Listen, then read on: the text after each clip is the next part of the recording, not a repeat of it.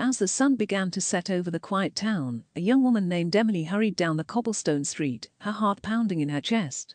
She clutched a small piece of paper tightly in her hand, her eyes darting back and forth as she searched for the address. Finally, she reached the end of the street and found herself standing in front of a tall, imposing mansion. Emily hesitated for a moment, wondering if she had made a mistake, but then she saw a flicker of light in one of the windows, and she knew she had come to the right place. With a deep breath, she climbed the stone steps and knocked on the door. It opened slowly, revealing a tall, thin man with piercing blue eyes and a stern expression. "Yes," he said, his voice cold and unwelcoming. "I'm here to see Mr. Jones," Emily said, holding out the paper. "I have an appointment." The man took the paper and studied it for a moment before nodding and stepping aside. "Follow me," he said, leading her down a long hallway lined with portraits and statues. Emily tried to calm her nerves as she walked, but her mind was racing with questions. What was Mr. Jones like? What did he want to talk to her about? Finally, they reached a large wooden door at the end of the hallway.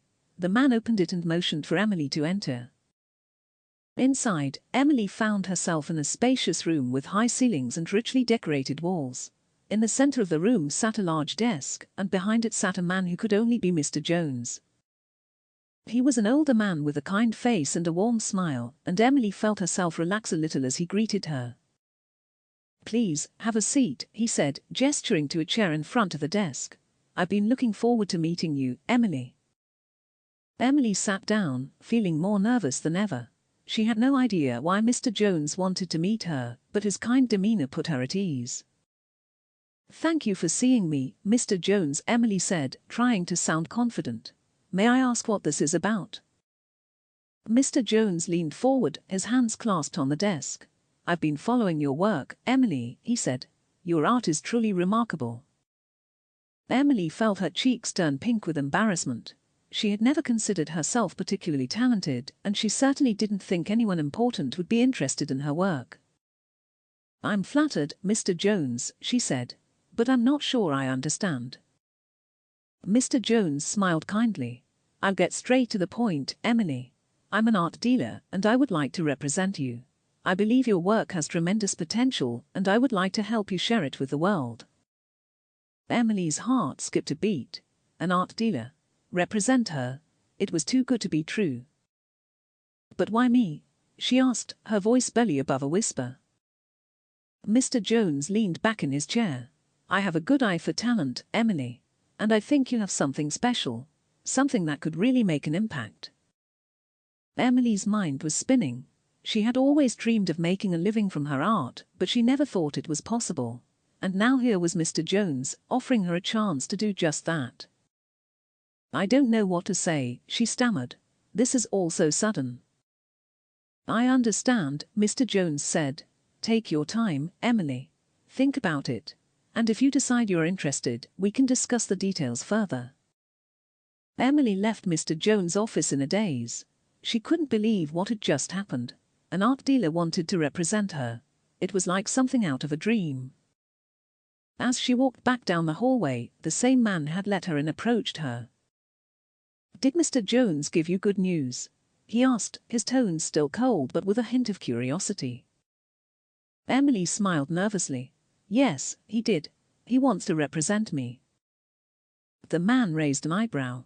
"Well, that's quite an accomplishment. Mr. Jones doesn't take on just anyone, you know." Emily nodded, still not quite sure what to make of it all. She thanked the man and hurried out of the mansion, her mind buzzing with thoughts. As she walked home, she couldn't shake the feeling that this was all too good to be true. She had always struggled with self-doubt, and even though Mr. Jones had praised her work, she couldn't help but wonder if he had made a mistake.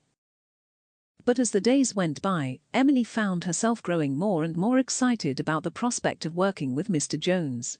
She spent every spare moment in her small studio, painting and sketching, trying to create something that would impress him. And then, one day, she received a phone call from Mr. Jones himself.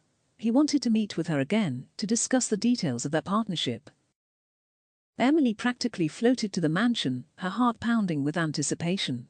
She was ready to take the leap, to trust in her talent and in Mr. Jones' expertise. As she sat across from him once again, she felt a sense of clarity wash over her. This was what she was meant to do. She was an artist, and she was going to make it. Over the next few months, Emily worked tirelessly on her art, pouring all of her passion and energy into each piece. With Mr. Jones' guidance, she learned new techniques and experimented with different mediums, pushing herself to new heights. Her paintings began to garner attention from collectors and art enthusiasts, and soon her work was being displayed in galleries across the city. Emily couldn't believe how far she had come in such a short time. But as her success grew, so did her worries. She had always been a solitary person, content to spend hours alone in her studio, but now she was constantly surrounded by people, attending art shows and events, giving interviews and speeches. It was overwhelming, and sometimes she felt like she was losing herself in all the chaos. But whenever she felt like giving up, she would think back to that day in Mr. Jones' office, and she would remember the passion and determination that had led her there. And so she kept pushing, kept creating, kept chasing her dreams.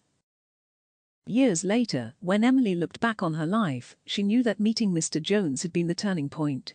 He had believed in her when no one else had, and he had given her the tools and the confidence to succeed. And as she sat in her studio, surrounded by her art and her memories, she knew that she had made it. She was an artist, and nothing could ever take that away from her.